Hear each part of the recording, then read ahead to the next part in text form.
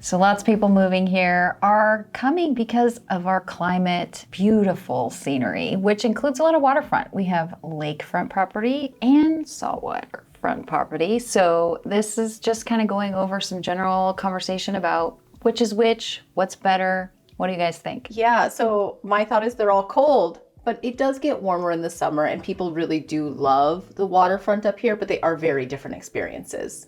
Yeah, I think, the biggest question you want to ask yourself is, do you actually want to go swimming in the water, right? Because there's a massive difference between saltwater front and freshwater front when it comes to swimming. 4th of July last summer, we were on the water and it was still decently brisk, especially in the evening. So it's not something where you're ever like going in the water and feeling like you're in a bathtub. That's not something we really experience here. So we're talking about Long Lake, Pattison Lake, and then the third one, which is Lake St. Clair. Yes.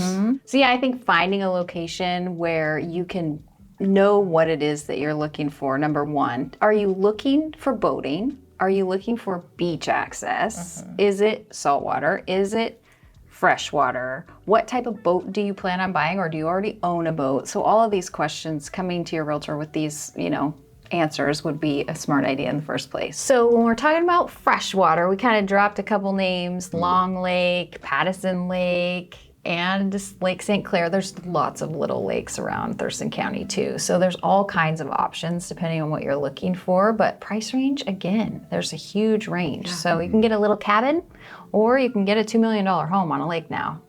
So either way. Yeah, I think St. Clair is just one that if you're like looking to move to Thurston County, to be aware if schools matter, part of that, one side of that lake actually goes to Yelm versus to Olympia. So it has Olympia address, but you got to be a little bit aware. So you're driving your kids way out there. Yeah, it's like a half hour to school. I mean, the buses come, but that's just something that like comes up with clients is like just to be aware of. It's like, it's a huge, beautiful lake. I call it the finger lake. It's got all these, it's a very fingers. weird shape. It's a weird shaped lake, but you can have speedboats on it. You can fish on it. There's like really no regulations. It's actually a really excellent bass fishing lake. Oh, okay. Yeah. And there's high bank and low bank. Yes. In that. It's so dynamic. That whole lake is very, very Yeah, and there's houses for sale out there right now that are like in the 500-600s, and then there's a 2 something million, so there's just a huge variety depending on what kind of bank you have, what kind of water access you have, and ultimately, I guess, what the house looks like as well. So let's talk about Pattison Lake. I mean, one thing I know about Pattison Lake is there's train tracks that go over kind of the very middle of it, and that sort of sets the north part from the south part. Yeah, it's definitely the more affordable of the three lakes to build a home on and live on. So as far as like affordability, if you're under 600, that would probably be your best option for something to find. But again, you can't use any motors on that lake. And because it's priced more on that lower end for a waterfront, they rarely come up for sale. And when they do, they go very fast. Yes, that's true. Every once in a while, I'll see a house on Long Lake, and then it's got this beautiful, extremely low bank waterfront where it's almost like your backyard. And then the water is only, I don't know, a foot or two underneath, maybe a bulkhead. So tell me a little bit about that spot, because if somebody's looking for the best of fresh water, to me that seems like those are like spot. the hidden gems, and they're mixed into these neighborhoods because Long Lake is huge and it runs through several communities. So yeah, if you can find something on Long Lake that has your yard running right up to your dock, it's pretty freaking amazing. Most of the lakes have public access, but by far the biggest one and the one that everybody knows about is Long Lake Park. It's really, really beautiful. It's huge and it gets really populated in the summer. It's super fun to hang out there.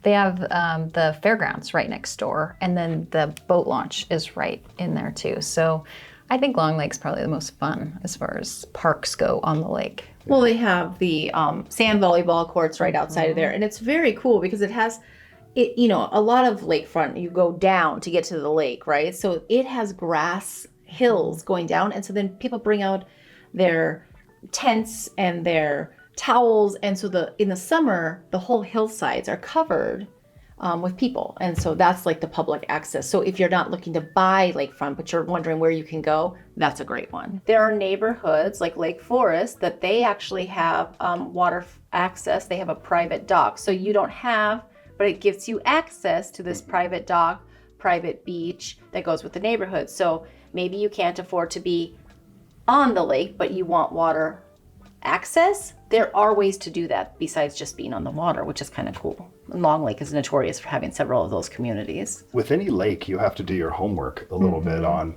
the water quality. Are they pulling water out of the lake for different uses? You know, is there algae? Are there times where you can't swim in the lake? You know, so anybody looking to buy on fresh waterfront, that's one of the first things I think about. Thurston County does have a really great website. You can sign up for notifications and they will like notify you of the lake health throughout the summer months, if there's algae or anything growing.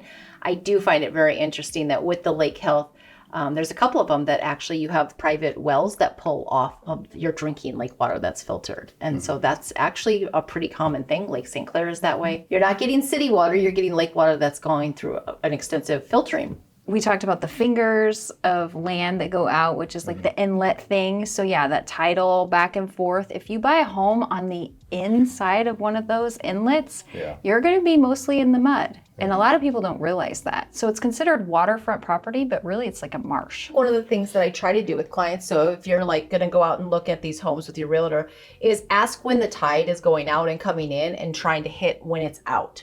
Because if you don't recognize that you're going to have mud, like what does that mud look like? How much mud is there? I know these sound like silly things, but it's an actual like real conversation that happens a ton that I don't know that most people recognize they're getting into when they buy waterfront, you know, obviously just on the ocean or on the inlets. Or, there's a lot to it because when you walk down to enjoy it and the tide is out, how far does it go out? And is it rocky or is it all sand or mud like we're saying? Yeah, and then a lot of people don't recognize or understand how difficult it is to change the dock or stairs. The situation to get to the water from wherever your yard is or whatever, if you have an existing staircase or an existing dock, you're in really good shape. If there's nothing there, then you're talking about permits that can take 2 years because of the amount of environmental study that goes into it. This area is very, very protected. So you can't just like, oh, I'm going to buy this house and I'm going to build this dock. And I can't tell you how many people have come from out of state and they're like so excited. And then I'm like, well, here's how this process goes. And it's very disappointing because we're talking anywhere from $50,000 all the way up to $300,000 if you're talking a saltwater dock. So hopefully this gives you some idea of what the water looks like in the south of Seattle area. We do have a lot of interesting things on our YouTube channel, such as like date night in Olympia and things to do in Olympia. So check that out. Let us know in the comments if we're missing something that you would love us to talk about.